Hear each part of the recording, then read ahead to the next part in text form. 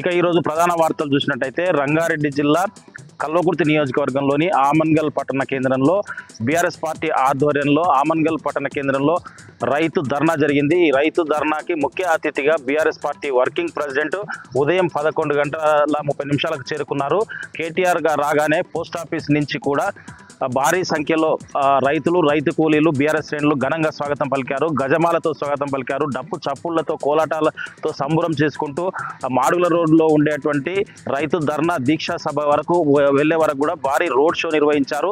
మధ్య మధ్యన పూలు చల్లుతూ స్వాగతం పలికినటువంటి పరిస్థితి కనిపించింది. రైతు వ్యతిరేక విధానాలను అవలంబిస్తున్నటువంటి కాంగ్రెస్ ప్రభుత్వానికి బుద్ధి చెప్పే విధంగా కూడా ప్రతి ఒక్కరు కృషి చేస్తామని చెప్పేసి, కృషి చేయాలని చెప్పేసి కూడా ఆ మీటింగ్లో తేల్చి చెప్పినటువంటి పరిస్థితి కనిపించింది.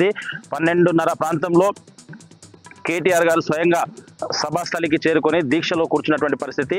అనంతరం రైతులను ఉద్దేశించి, ప్రజలను ఉద్దేశించి కేటీఆర్ గారు మాట్లాడుతూ ఈ రైతు వ్యతిరేక విధానాలు ఈ కాంగ్రెస్ ప్రభుత్వంలో ఇచ్చేటువంటి ఆన్గోయింగ్ ప్రాజెక్టులను కూడా సక్రమంగా ఇవ్వకుండా అధికంగా ఇస్తామని చెప్పి ఏ ఒక్కటి కూడా ఇవ్వకుండా ప్రజలను, అన్ని సబ్బండ వర్గాల ప్రజలను మోసం చేయడం దుర్మార్గమైనటువంటి చర్య అని చెప్పేసి, ఎట్టి పరిస్థితుల్లో కాంగ్రెస్ ప్రభుత్వం ఇచ్చినటువంటి హామీలను నెరవేర్చే వరకు కూడా బీఆర్ఎస్ పార్టీ ప్రజల పక్షాన పోరాటం చేస్తూనే ఉంటుందని చెప్పేసి, స్థానిక సంస్థల ఎన్నికల్లో ప్రతి ఒక్కరు కూడా ఈ కాంగ్రెస్ ప్రభుత్వంకి సంబంధించినటువంటి పథకాలు ఇయ్యని వారు ఎవరు మీ ఇండ్ల వద్దకు వచ్చినా కానీ నిలదీయాలని చెప్పేసి, స్థానిక సంస్థల ఎన్నికల్లో ప్రతి గ్రామాన కూడా గులాబీ జెండా ఎగిరే విధంగా చూడాలని చెప్పేసి, రాబోయేదంతా కూడా బీఆర్ఎస్ ప్రభుత్వ పాలనే వస్తుందని చెప్పేసి, ఈ దుర్మార్గమైనటువంటి పాలనకు చరమగీతం పాడాల్సిన అవసరం ఎంతైనా ఉందని చెప్పేసి కేటీఆర్ చెప్పినటువంటి పరిస్థితి. సభ ముగిసిన తర్వాత కేటీఆర్ వచ్చిన సందర్భంగా ఆయన మాటలు విన్నటువంటి రైతులు కావచ్చు, రైతు కూలీలు కావచ్చు, బీఆర్ఎస్ శ్రేణులు కావచ్చు, మా లోపల చాలా స్ఫూర్తి నింపింది.